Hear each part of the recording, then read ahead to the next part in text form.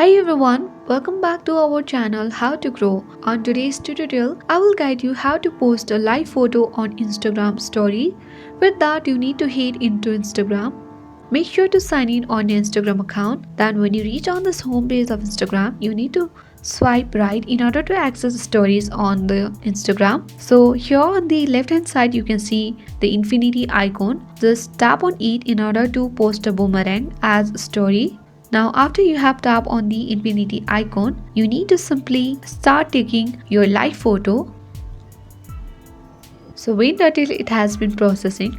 So once you have taken your live photo, tap on the bottom left corner your stories button. So now your live photo has already been added or posted on your Instagram story. If you want to view that, you can simply tap on the top left corner's your story button. Wait until it has been posting. So this is how you easily post a live photo on your Instagram story. I hope you found this video useful. Thank you for watching.